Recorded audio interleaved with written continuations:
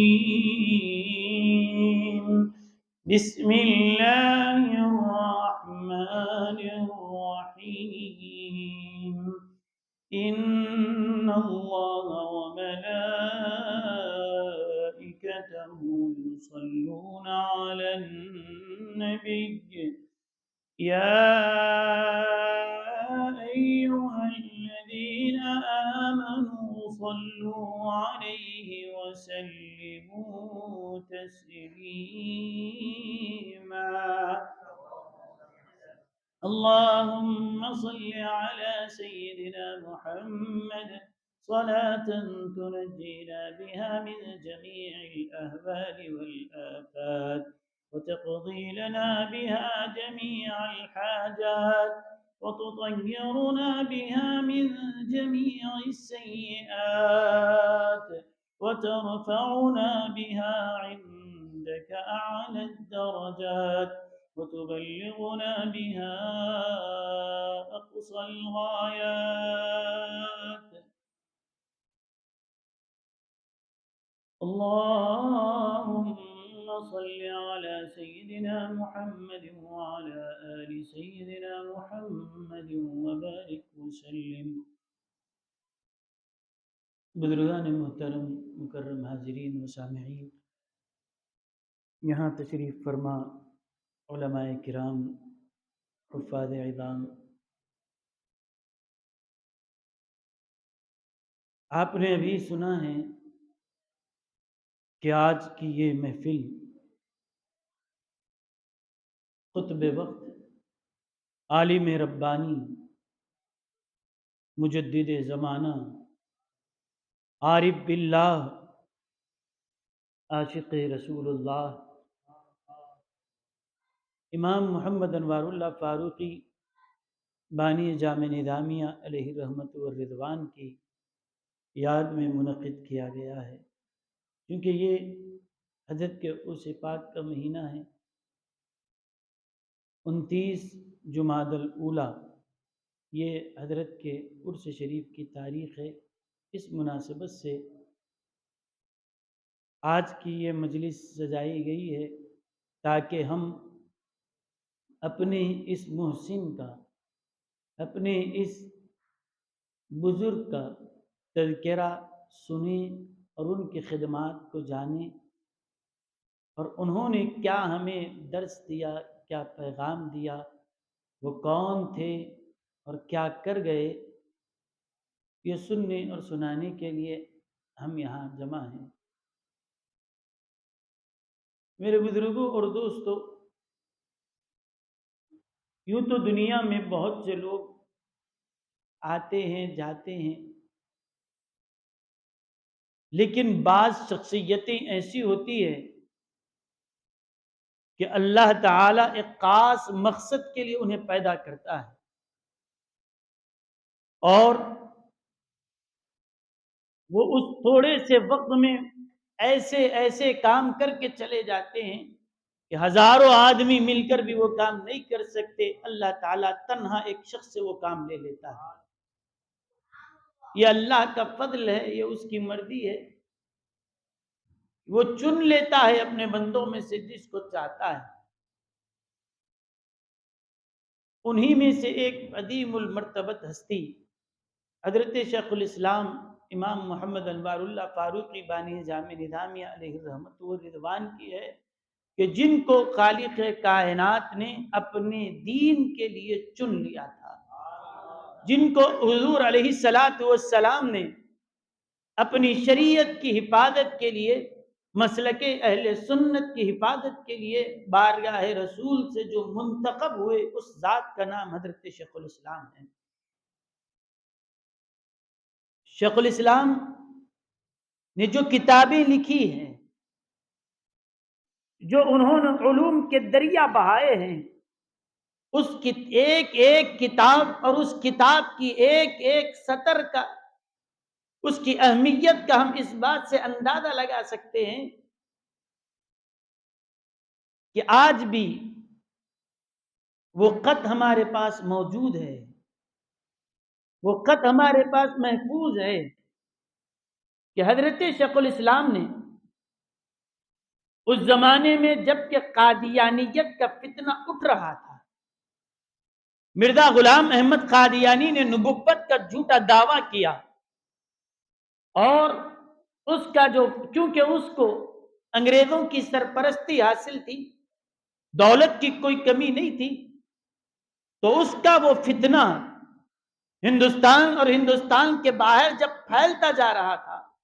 تو ہمارے اس علاقے سے سب سے پہلے غلام احمد قادیانی کا مدلل انداز سے جو جواب حضرت شیخ الاسلام نے دیا، تقریباً 1100 صفحات اس کے رد میں آپ نے لکھے،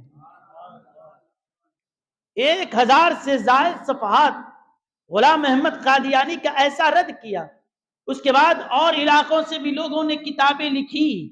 قادیانیت کا جواب دیا، لیکن ان کتابوں کو قادیانیوں نے پھر سے رد کیا، پھر سے جواب دیا۔ خلاف میں جتنی کتابیں لکھی، ہر کتاب کا وہ جواب دیے، لیکن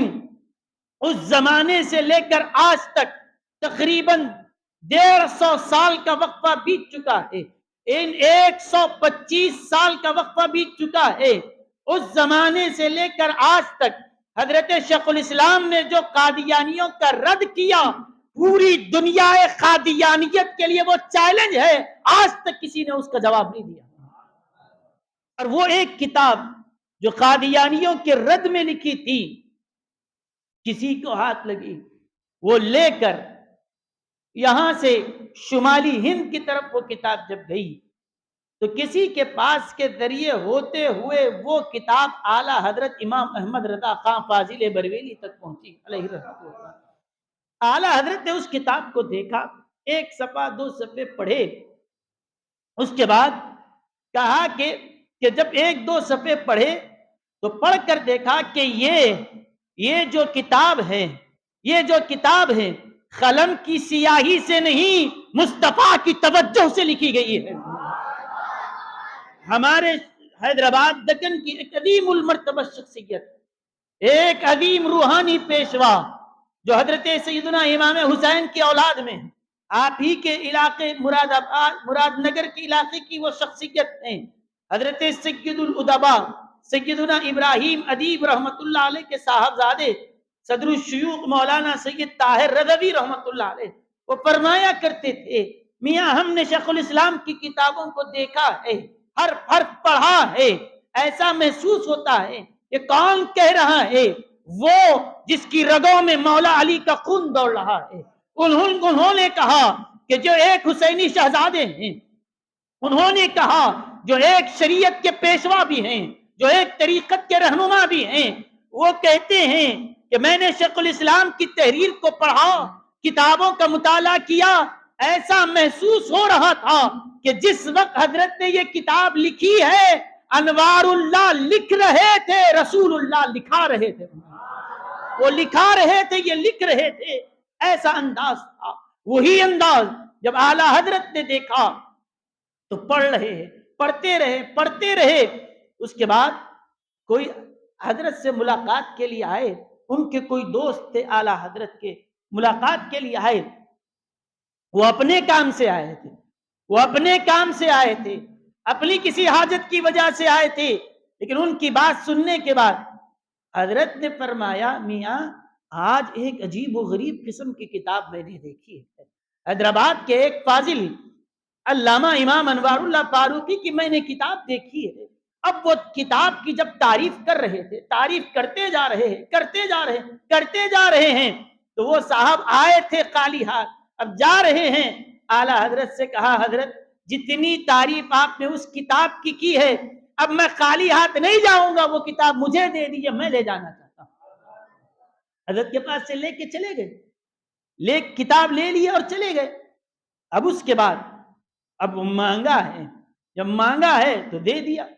اب اس کے بعد اعلیٰ حضرت کے دل میں وہ بے چینی پیدا ہوئی کہ وہ کتاب میں مکمل نہیں کیا، پڑھا نہیں تھا، کچھ باقی تھی، وہ تشنگی تھی، وہ شوق تھا، اور کیا لکھا ہے، وہ محبت تھی۔ وہ شوق جب ان کو بے چین کیا تو وہاں بریلی کی سرزمین سے انہوں نے خط لکھا، اور وہ جو القابات شیخ الاسلام کو انہوں نے لکھے ہیں، جس انداز سے انہوں نے کلام کیا ہے، میں کبھی کسی اور موقع پہ وہ القاب آپ کے سامنے عرض کروں گا۔ صرف اتنا آپ سے عرض کرتا ہوں کہ وہ جو آدھا صفحہ تو حضرت کی تعریف میں لکھتے رہے، آپ فلاں ہیں، آپ فلاں ہیں، آپ فلاں ہیں، اور اس میں ایک لفظ یہ بھی لکھا،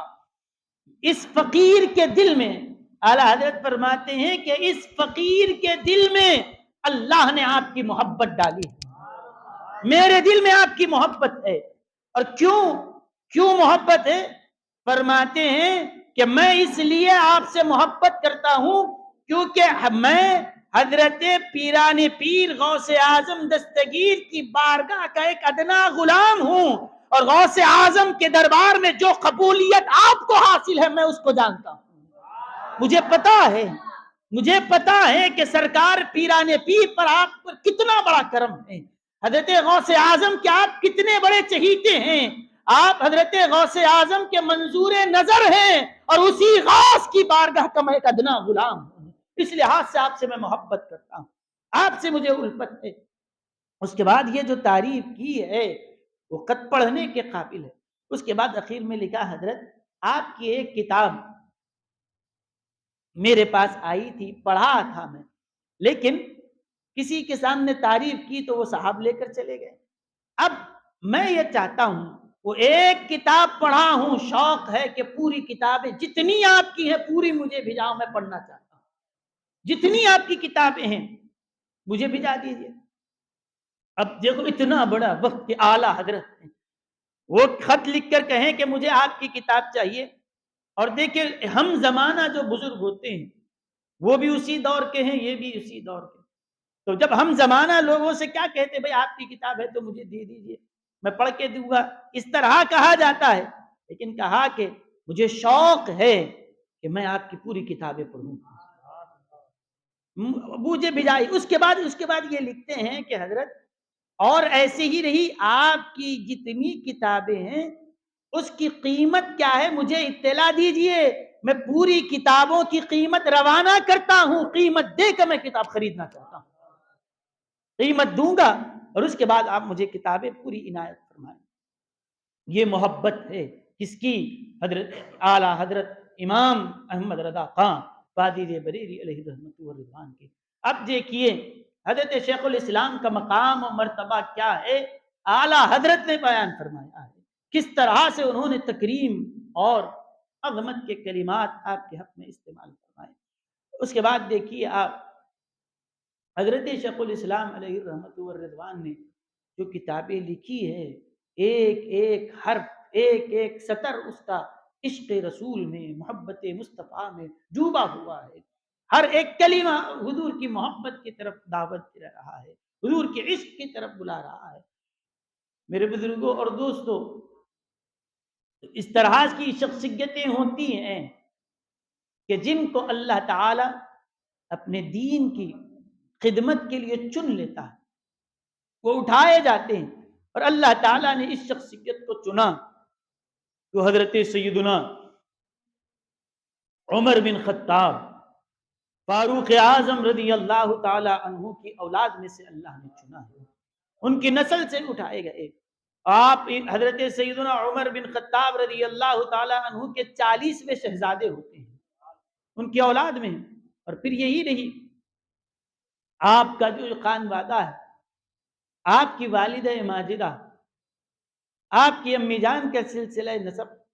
جہاں پہنچتا ہے حضرت سیدنا قطب وقت سیدنا احمد کبیر رفاعی رحمت اللہ علیہ،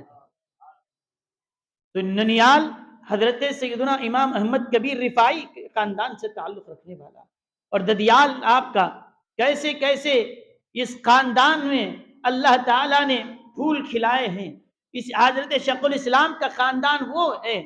کہ جس کے اندر حضرت سیدنا بابا فرید گنج شکر رحمت اللہ علیہ، اسی خاندان میں حضرت شاہ فرخ شاہ کابلی رحمت اللہ علیہ، یہی وہ خاندان ہے جس میں امام ربانی مجدد الفسانی پیدا ہوئے ہیں۔ یہ ایک اولیاء اللہ کا سلسلہ ہے، یہ مقدس خانوادہ، اس میں اللہ تعالیٰ نے آپ کو پیدا کیا، اور آپ کے والد ماجد یہ بھی بہت بڑے ولی ہیں، یہ بہت بڑے ولی، یہ بھی عارف وقت ہے، اور ان کا سلسلہ مبارک تو حضرت سیدنا فاروق اعظم رضی اللہ تعالیٰ عنہ، اور والدہ ماجدہ کا حضرت سیدنا احمد کبیر رفاعی رحمۃ اللہ علیہ، چونکہ یہ حضرت احمد کبیر رفاعی رحمۃ اللہ علیہ کی جب بات آئی ہے تو میں عرض کرتا چلوں، کیونکہ اب حضرت کا عرس چل رہا ہے بغداد شریف میں۔ حضرت سیدنا امام احمد کبیر رفاعی رحمۃ اللہ علیہ شہنشاہ بغداد، حضرت سیدنا غوث اعظم دستگیر رحمۃ اللہ علیہ کے ہم زمانہ ہیں، اسی دور کے ہیں، حضرت غوث پاک کے دور کے ہیں حضرت احمد کبیر رفاعی رحمۃ اللہ علیہ۔ یہ سادات سے ہیں، حضور کی آل ہیں، اور ایسی مقبول شخصیت حضور کی بارگاہ کی کہ حضرت احمد کبیر رفاعی رحمۃ اللہ علیہ جس وقت مدینہ طیبہ حاضر ہوئے تھے، اس وقت حرم شریف کا جو دروازہ ہے مسجد نبوی شریف کا، وہ معمور کیا ہوا تھا۔ اب چونکہ 24 گھنٹے دروازے کھلے رکھے جا رہے ہیں،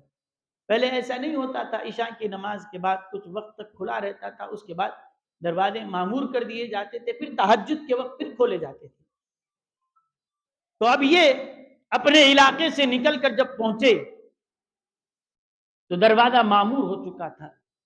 اب دیکھیں کہ ایک عاشق صادق اپنے مقام سے نکل کر حضور کی محبت میں تڑپتے تڑپتے مدینے تک پہنچے۔ اب یہ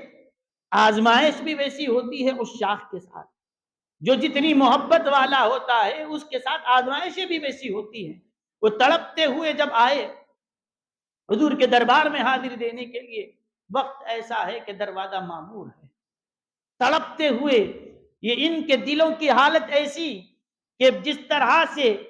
مچھلی کو پانی سے نکالو تو کیسے تڑپتی ہے، اس سے زیادہ عاشقوں کے دل مچلتے ہیں، اس سے زیادہ وہ تڑپتے ہوئے دل کے ساتھ آتے ہیں۔ اب جب آئے تو دروازہ بند پایا، جب دروازہ بند تھا اب رہا نہیں گیا دروازے کے پاس سے ہی، اب کیا کریں، نہ وہاں آواز اونچی کی جا سکتی ہے، نہ دستک دی جا سکتی ہے، نہ کسی کو بول کر کھلوایا جا سکتا ہے کہ کھولو میں آیا ہوں۔ ہر وقت یہ اپنے جگہ کے اپنے علاقے کے بہت بڑے بزرگ ہیں،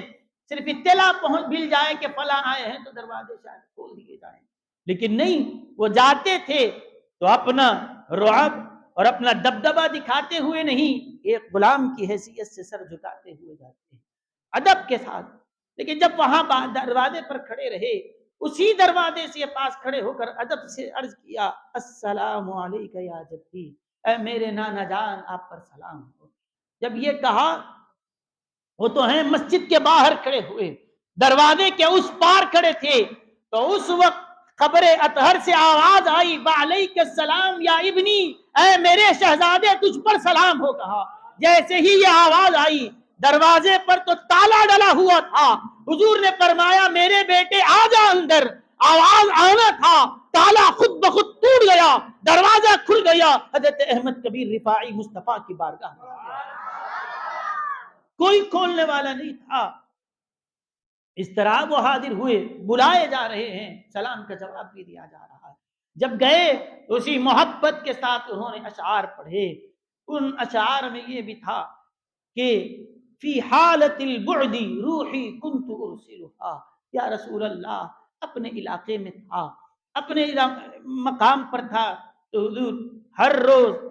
روز میں تو آپ کی چوکھٹ پر آ نہیں سکتا تھا، میں تو تھا بغداد میں، میں تو تھا بصرہ میں تو تھا عراق میں، لیکن یا رسول اللہ میں وہاں رہتا تھا لیکن میری روح آپ کی چوکھٹ پہ پڑی ہوئی رہتی تھی۔ ہم رہتے تھے کہیں اور،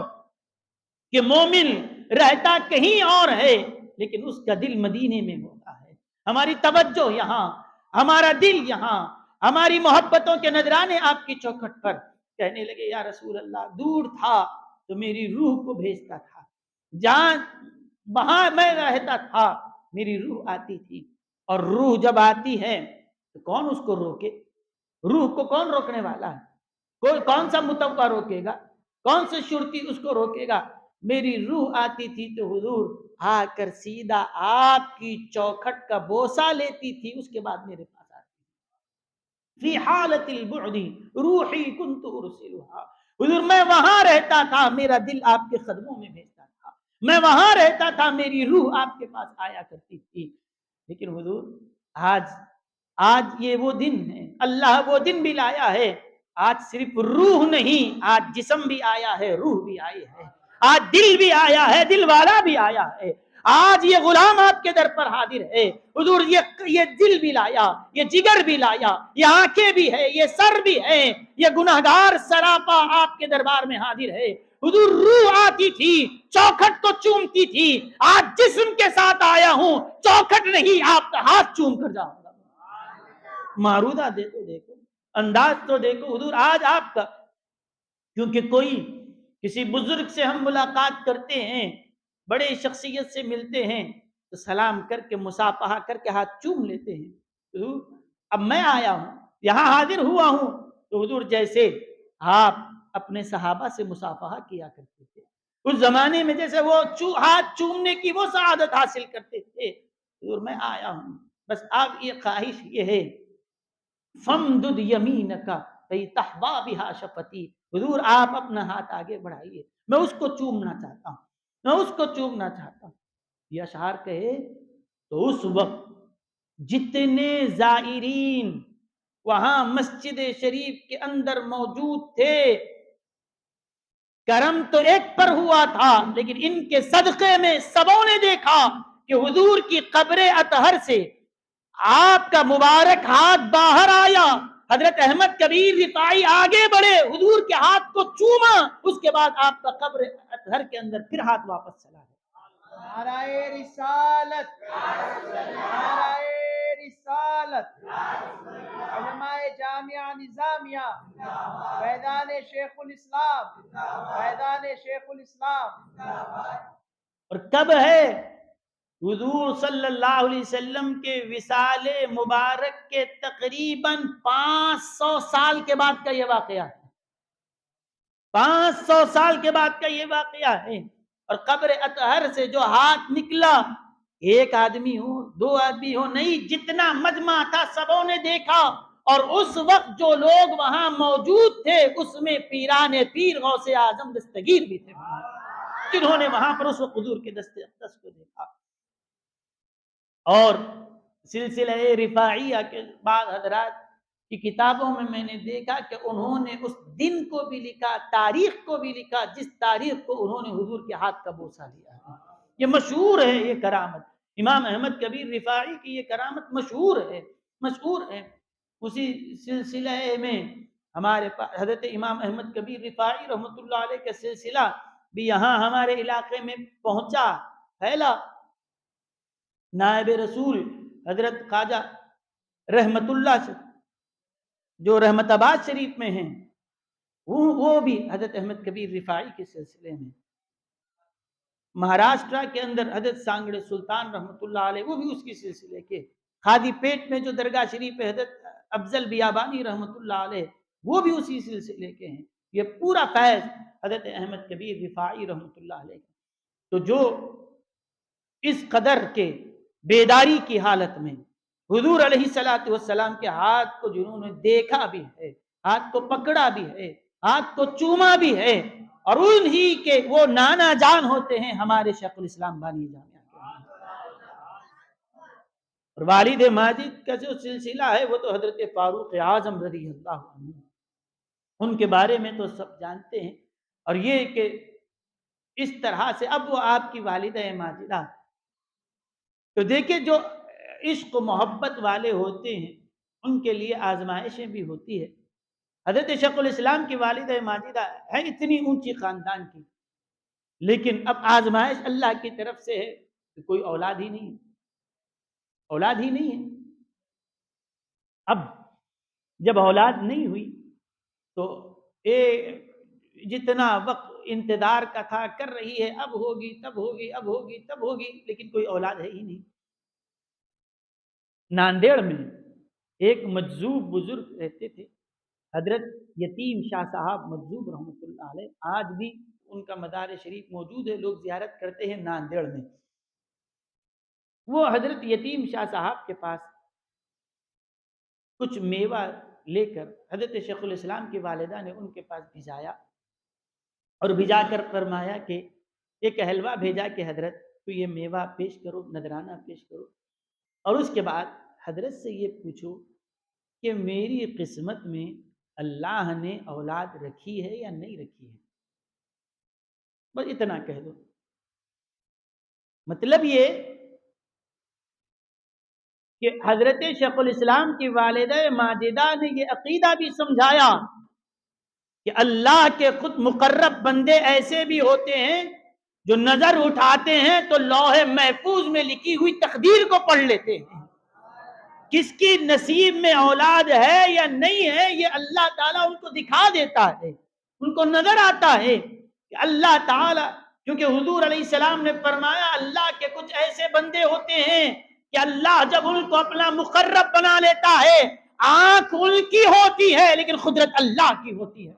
اللہ نے فرمایا میں ان کی آنکھ بن جاتا ہوں جس سے وہ دیکھتے ہیں۔ اللہ جس ولی کے لیے فرمائے کہ میں اس کی آنکھ بن گیا ہوں، جب اللہ فرمائے کہ میں آنکھ بن گیا، جو خدا جس کی آنکھ ہو جائے وہ چہرے بھی دیکھتا ہے، وہ دلوں کو بھی دیکھتا ہے، وہ آسمان بھی دیکھتا ہے، وہ زمین بھی دیکھتا ہے، وہ تقدیر بھی دیکھتا ہے، وہ لوح بھی دیکھتا ہے،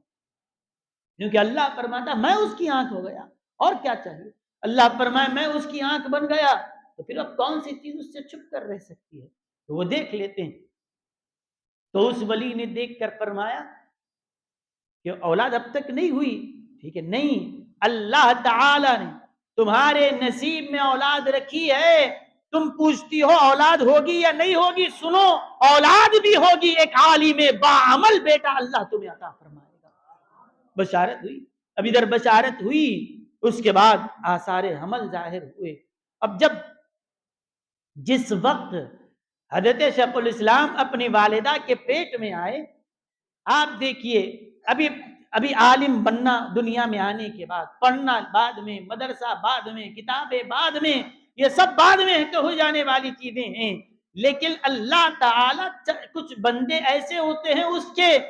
کہ وہ بعد میں آنے کے بعد، محنت کرنے کے بعد مرتبے بعد میں دیے جاتے ہیں، لیکن کچھ ایسے ہوتے ہیں وہ آ کر مرتبے نہیں پاتے، اللہ مرتبے دے کر پیدا کرتا ہے، مقام دے کر پیدا کرتا ہے۔ ابھی والدہ کے پیٹ ہی میں ہیں،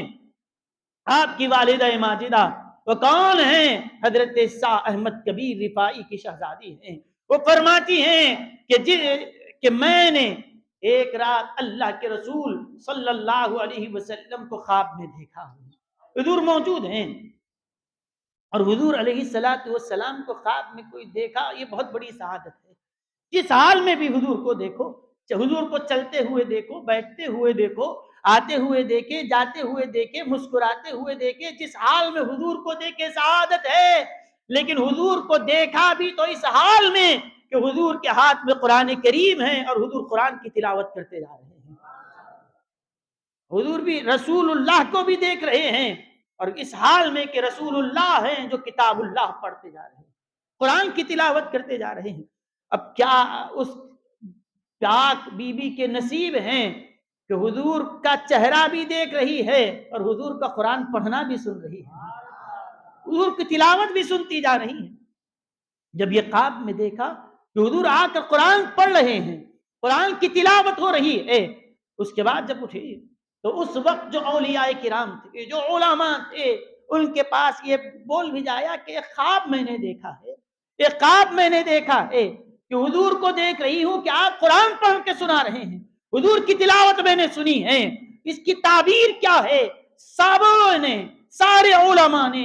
اولیاء نے، جن سے انہوں نے تعبیر لی تھی، جو تعبیر دینے میں ماہر تھے، ان سبوں نے کہا اس خواب کی تعبیر اور کیا ہو سکتی ہے کہ تمہارے پیٹ میں جو بچہ ہے وہ حافظ قرآن بھی ہوگا، اور حضور نے قرآن پڑھ کے بتایا کہ یہ قرآن کا حافظ بھی ہوگا اور قرآن کے علوم کو دنیا میں پھیلانے والا بھی ہوگا۔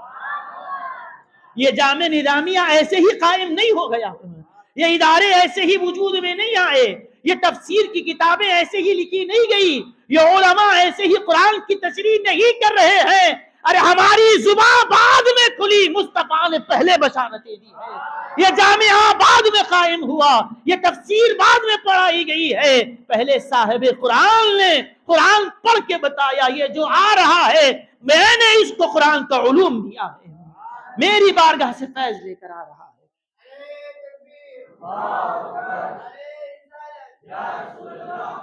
فیضان شیخ الاسلام زندہ باد، فیضان شیخ الاسلام زندہ باد۔ اس کے بعد حضور علیہ الصلوۃ والسلام قرآن پڑھ کر بتا رہے ہیں کہ یہ جو آئے گا ایسا پڑھے گا قرآن کو، ایسا سمجھے گا، ایسا سمجھائے گا کہ جب وہ سمجھا رہے ہیں اعلیٰ حضرت اسی لیے تو شوق ظاہر کرتے ہیں، وہ کیسا علم آپ نے مصطفیٰ کی بارگاہ سے پایا ہے، ایک کتاب پڑھا ہوں پوری کتابیں بھیجو، سب پڑھنے کا شوق۔ شوق کون ظاہر کر رہے ہیں؟ جو اپنے وقت کا مجدد ہے۔ شوق وہ ظاہر کر رہے ہیں جو اپنے وقت کا امام ہے۔ شوق وہ ظاہر کر رہا ہے کہ جو ملک سخن کی شاہی جس کے لیے مسلم ہے، وہ کہتے ہیں کہ لاؤ میں آپ کی کتابیں پڑھنا چاہتا ہوں، کیونکہ وہ دیکھ رہے تھے کہ یہ قلم صرف ایک شخص کا قلم نہیں ہے، قلم ہاتھ میں ان کے ہے، لکھا کوئی اور رہا ہے، کوئی اور لکھا رہا ہے۔ اسی لیے آپ نے وہ جو کتاب انوار احمدی شریف جو لکھی ہے مدینہ طیبہ میں لکھی ہے، مدینہ رسول میں آپ نے لکھی ہے، اور جس کے بارے میں علامہ ارشد القادری رحمت اللہ علیہ انہوں نے لکھا کہ حضور کی سیرت طیبہ پر، حضور فضائل درود پر، مصطفیٰ کی عظمتوں پر اردو میں کئی کتابیں لکھی گئی ہے، لیکن انوار احمدی کا کوئی کتاب مقابلہ نہیں کر سکتے ہیں۔ انوار احمد کیونکہ یہ وہ کتاب ہے جو قلم کی سیاہی سے نہیں، مصطفیٰ کے عشق سے لکھی گئی ہے، یہ محبت میں ڈوب کر لکھی گئی ہے۔ وہ مقبولیت اللہ تعالیٰ نے ان کے کلام کو، ان کی سطروں کو، ان کی کتابوں کو عطا فرمائی ہے، اور جس کو اللہ نے آنکھ دی ہے، اور بد نصیب ہیں وہ لوگ جو یہاں رہ کر قدر نہیں کرتے، اور جن کو اللہ نے آنکھ دی ہے وہ بریلی میں رہ کر بھی قدر کر رہے ہیں، وہاں رہ کر بھی عظمتوں کا اعتراف کر رہے ہیں۔ میرے بزرگوں اور دوستوں، یہ ہے حضرت شیخ الاسلام کہ جن کے اعلیٰ حضرت نے کیا فرمایا، حضرت پیران پیر غوث اعظم دستگیر رحمت اللہ علیہ کی بارگاہ میں جو مقام و مرتبہ آپ کو حاصل ہے وہ مجھے معلوم ہے، مجھے پتا ہے کہ پیران پیر کی بارگاہ میں جو مقام آپ کو ملا ہے، اور جس پیران پیر نے آپ پر کرم فرمایا ہے، یہ فقیر احمد رضا بھی اسی در کا ایک غلام ہے۔ حضرت غوث اعظم دستگیر کی چوکھٹ کا ایک ادنا غلام ہوں، اور کیسی تجھ سے در سے سگ، اور سگ سے ہے مجھ کو نسبت ہونا۔ کیسے حضور پیران پیر کے جو چوکھٹ ہے، غوث اعظم نے ایک چوکھٹ پر قدم رکھ دیا، غوث اعظم نے اپنی چوکھٹ پر قدم رکھا، قدم غوث اعظم کا ہے، وہ لگا چوکھٹ کو، اور اس چوکھٹ پہ ایک کتا بیٹھا ہوا ہے، اس کتے سے مجھ احمد رضا کو نسبت حاصل ہے۔ کہتے ہیں تجھ سے در سے سگ، اور سگ سے ہے مجھ کو نسبت، میرے گلے میں بھی ہے کیا فرماتے ہیں، بڑے دور کا ڈورا میرے گلے میں ڈالا ہوا ہوں، میں نے یہ پٹا آپ کی غلامی کا قادریت کا ڈالا ہے۔ کیسی نسبت حاصل ہے کہ آپ کا قدم چوکھٹ پر، اس چوکھٹ پر کتا ہے، اس کتے سے مجھے نسبت حاصل ہے، اور اس درجے میں اس بارگاہ سے مجھے یہ نسبت حاصل ہے، اور اس غوث کی بارگاہ میں دیکھ رہا ہوں کہ پیران پیر آپ پر جو کرم فرمائے ہیں، اس لحاظ سے میں آپ کی قدر کرتا ہوں۔ یہ فقیر کے دل میں آپ کی جو محبت ہے، اس کی وجہ یہ ہے کہ پیران پیر کے آپ منظور نظر، غوث اعظم کے آپ چہیتے ہیں۔ غوث اعظم کا فیض کیسے ہوتا تھا؟ حضرت شیخ الاسلام علیہ رحمت والرضوان یہی حیدرآباد کی سرزمین کو ان کی وجہ سے کیا کیا نعمتیں نہیں ملی۔ حضرت جب رات کے وقت فتوحات مکیہ کا درس دیا کرتے تھے تو رات کے وقت ہوتا یہ تھا کہ علماء، اولیاء، صوفیاء کرام، بڑے بڑے شخصیتیں اس میں بیٹھ کر درس حاصل کیا کرتی تھی رات کے وقت۔ تو جب وہ تصوف کا درس ہوتا تھا تو اس وقت جو اولیاء کرام جو آپ کے شاگرد وہاں موجود ہوتے تھے، درس ہو رہا ہے، آپ بیٹھ کر درس دے رہے ہیں، ایک بار رہی کئی مرتبہ ہم نے دیکھا کہ یہاں بیٹھ کر یہ سبق پڑھا رہے تھے، درس دیتے تھے، ہم نے دیکھا کہ دروازے پر حضرت غوث اعظم کھڑے ہو کر سنا کرتے تھے۔ کبھی ایسا ہوتا کہ بس آ کر گزر جاتے تھے،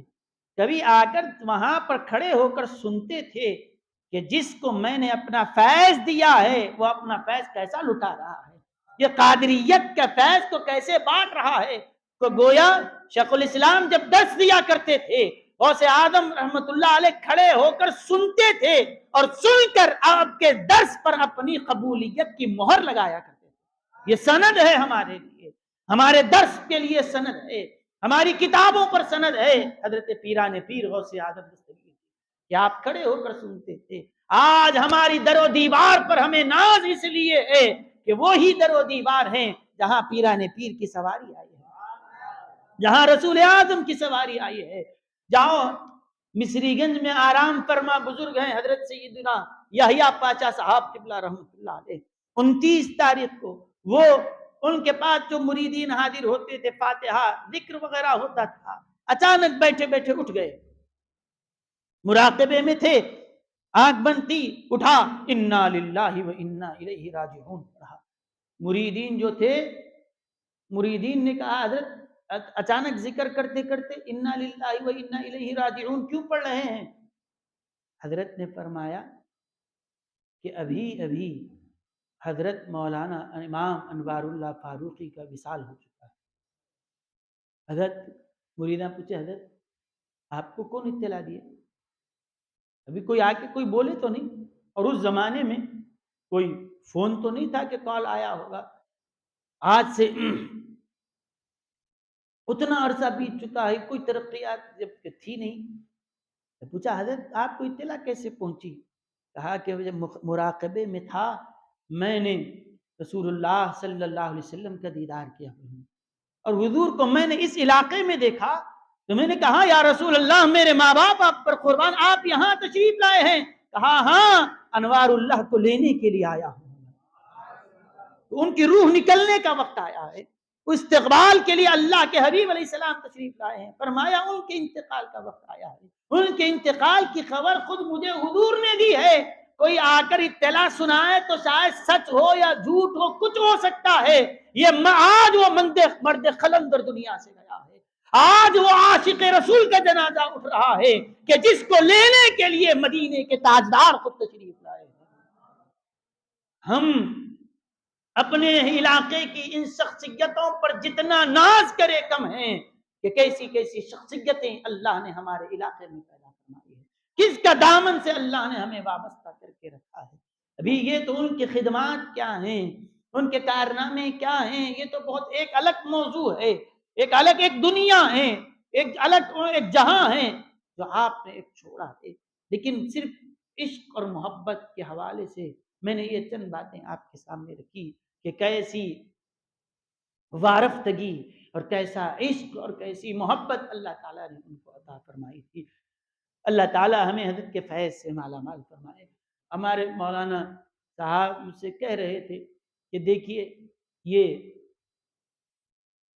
دسمبر کا مہینہ چل رہا ہے،